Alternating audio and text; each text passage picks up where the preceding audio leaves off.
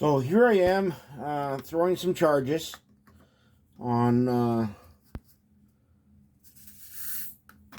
the big rifle.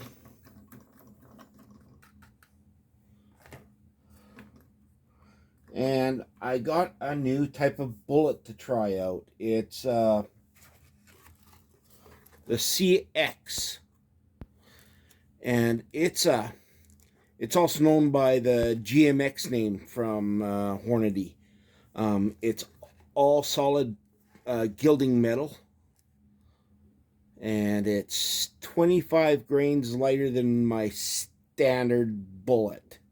I'm gonna fire, but I went and contacted Hornady, and I went and was told I'm still right in the powder charge for it, so I'm gonna try and see if the exact same powder charge, how does it respond to that. These $89 for 50. Oh, and I'm also got the match, and it was $55 for 50. And I also have some interbonds, and they were $61 for 100. And the interlock and the match are the exact same bullet weight. And for what I'm trying to do right now, it shoots very reasonably. And all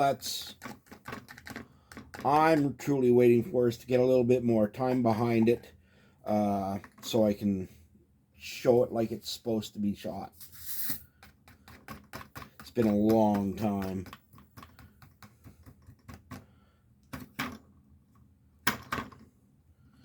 And it's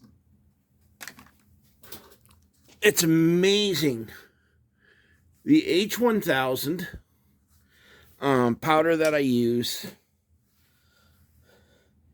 each of the granules of that is about 0.10 of a grain. They're that large. So it's very simple to get the exact powder charge.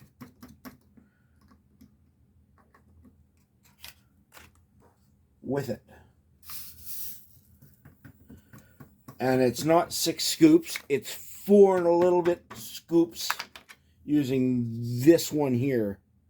I think it's a 1.6 cc scoop. You can do the maths. You got the powder. You've got the amount of scoops, and all you need to know is the volumetric efficiency of that. So I've got them all powdered up. I'm gonna move over to the press, and this is where the magic happens. I take my my seating die, and I've got the lock and load system in here. It's a quarter turn, stays adjusted perfectly once you locked your rings in. And gonna run them through the press. So I got fancy with this set of bullets that I'm loading up right now. I actually ran them through my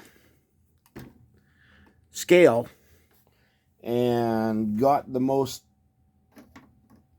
3 that all weigh consistently the same.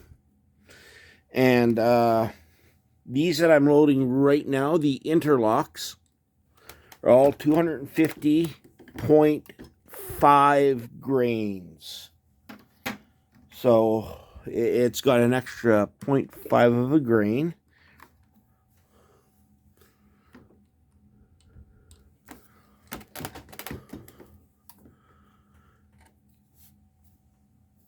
Those look nice.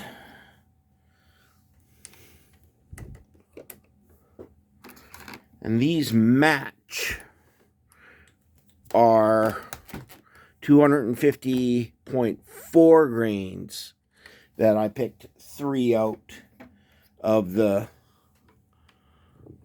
box. I went through 7 bullets to get these 3 matched, so it's not too bad. There was none underweight. It was just the ability to be as close as possible in the weight of the bullet, and that's all I was really after. But none of them were specced out as being 2 out to lunch. Oh, and by the way, let's see if you can focus. Guess the age of that.